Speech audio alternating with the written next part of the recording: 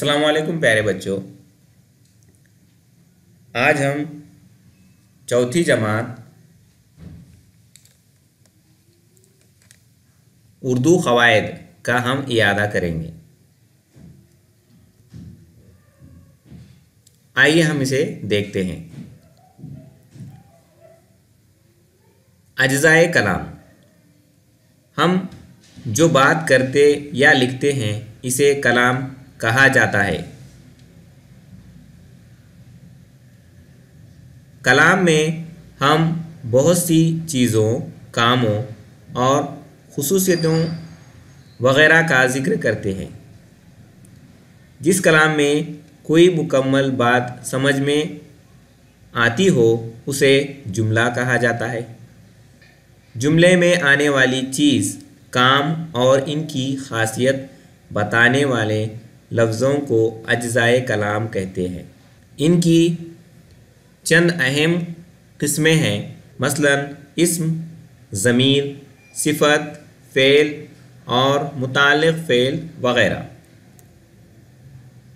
इस्म किसे कहते हैं? किसी शख्स, चीज़ या जगह वग़ैरह के नाम को इस्म कहते हैं। मसलन आदमी, औरत, खातून, खादिमा, पैगंबर वग़ैरह शख्स हैं। झुमके, ज़ेवर, खाना, पानी, दरहम वग़ैरह चीज़ें हैं।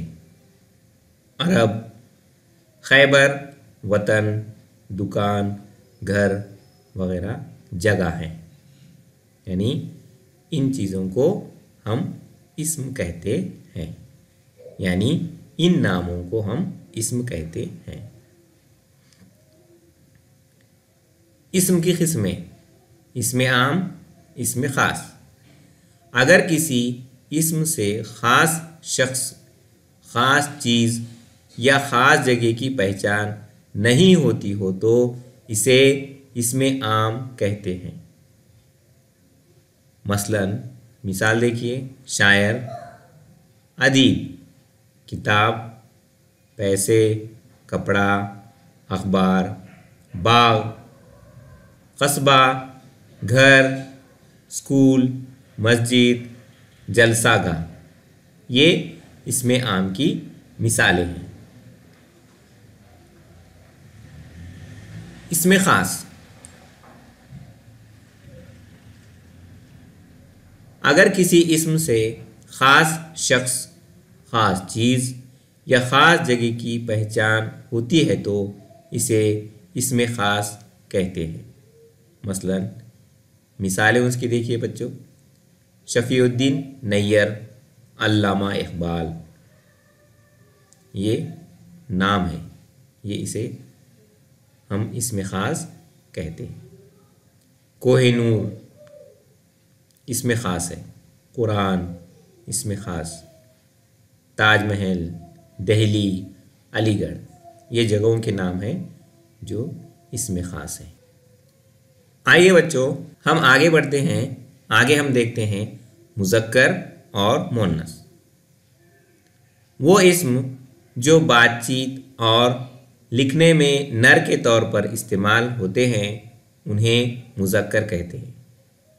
उसकी मिसालें हैं मोर, घोड़ा, बंदर, बेटा, बाप, आदमी वग़ैरह। ये मुज़क्कर कहते हैं। उसी में हम बे देखेंगे।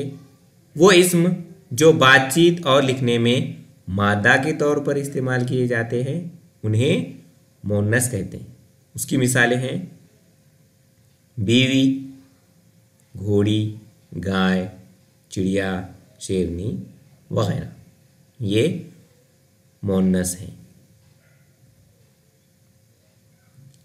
बेजान चीज़ में भी मुज़क्कर और मुअन्नस का फ़र्क पाया जाता है।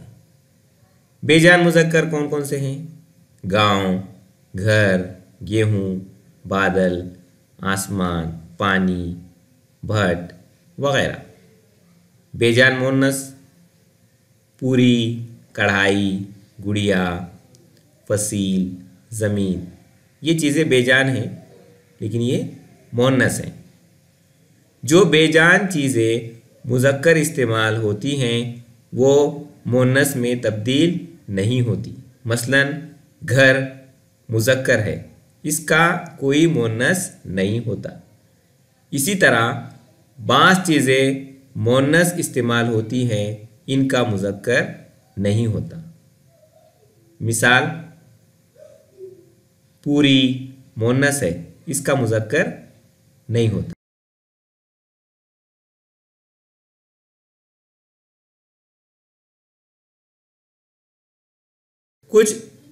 کچھ اسم ایسے ہوتے ہیں جو مذکر اور مؤنث دونوں کے لیے استعمال ہوتے ہیں۔ اس کی مثالیں ہیں کوا، لومڑی، انسان وغیرہ۔ اب یہاں دیکھیے بچوں، درج ذیل الفاظ میں مذکر اور مؤنث ہم کو الگ الگ کرنا ہے۔ کیا کیا دیا گیا ہے؟ کرسی، چاکلیٹ، جوتا، ندی، گھڑی، لحاف، کتاب اور گدھا۔ آئیے اب ان کو ہم مذکر اور مؤنث میں الگ الگ کر کے پڑھتے ہیں۔ مذکر چیزیں کون سی ہیں؟ چاکلیٹ، جوتا، لحاف اور گدھا، یہ مذکر ہیں۔ مؤنث میں کیا آئے گا؟ کرسی، ندی، گھڑی، کتاب، یہ مؤنث ہے۔ آگے دیکھتے ہیں ہم صفت۔ صفت کسے کہتے ہیں؟ اسم کی خصوصیت بتانے والے لفظ کو صفت کہتے ہیں۔ اس کی مثالیں ہیں تم مزیدار کہانی بھی سناتے اور پڑھتے ہو۔ مزیدار یہ کیا ہے؟ اس جملے کی صفت ہے۔ یہ دعا ایک بڑے شاعر نے لکھی ہے۔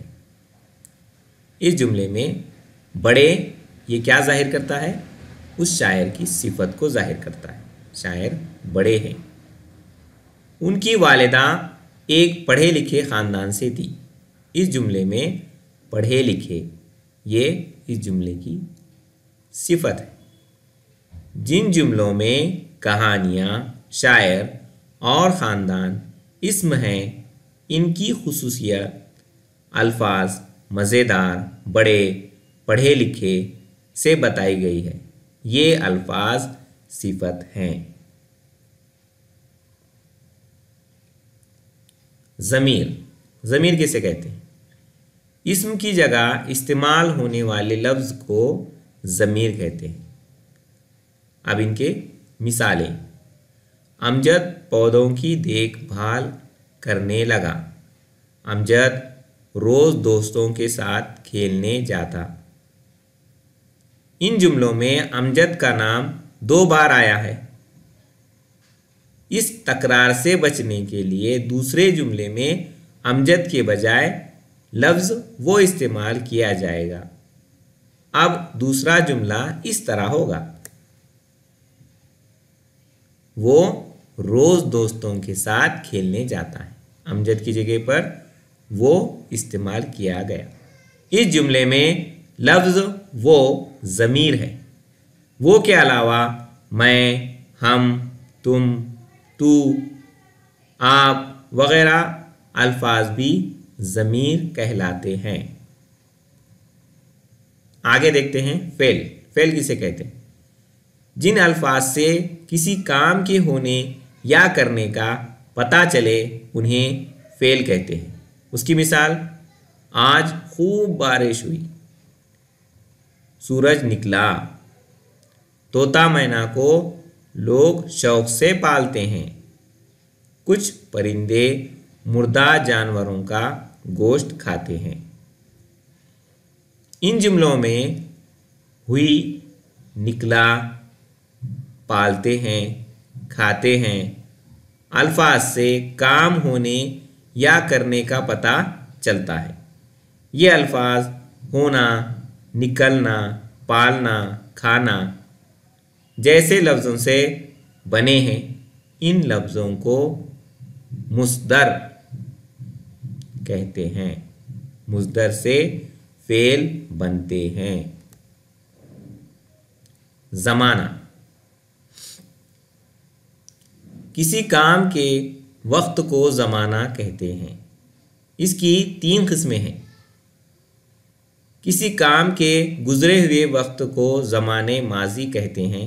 मिसाल, एक अंग्रेज़ अफसर ने इस मुकाम को दरियाफ्त किया था, यानी जो बात हो चुकी है वो ज़माने माजी में आएगा। कोई काम मौजूदा वक्त में हो तो उस वक्त को ज़माने हाल कहते हैं। मिसाल, हमें इनकी गूंज सुनाई दे रही है। उसी तरह से ये भी मिसाल देखिए कि आप इस वीडियो को देख रहे हैं, ये ज़माने हाल है। तीसरा, आइंदा वक्त में होने वाले काम के वक्त को ज़माने मुस्तक़बिल कहते हैं। उसकी मिसाल है, यही ट्रेन आपको माथेरान पहुंचा देगी। ट्रेन अभी यहीं पर खड़ी है, अभी ट्रेन चलेगी और माथेरान को पहुंचा देगी, यानी वो काम मुस्तक़बिल में होने वाला है, उसे हम ज़माने मुस्तक़बिल कहेंगे।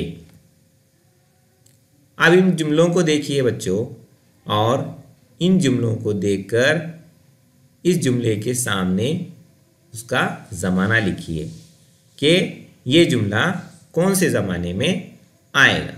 देखिए, आप भी देखिए और अपना जवाब बाद में यहाँ से चेक कीजिए। पहले जुमला, दूसरा जुमला, इसी तरह 5 जुमले आप पहले इन्हें पढ़िए और इसके ज़मानों को पहचानिए और देखिए ये आपका बराबर है या नहीं। चलिए हम अगले जुमले की तरफ बढ़ते हैं। यहाँ पर और 4 जुमले दिए गए हैं, इसे भी पहचानिए कि ये जुमला कौन से ज़माने में है और इसे फिर जांचिए, देखिए। प्यारे बच्चों, मुझे उम्मीद है कि कवायद का ये हिस्सा आपकी समझ में आ गया होगा।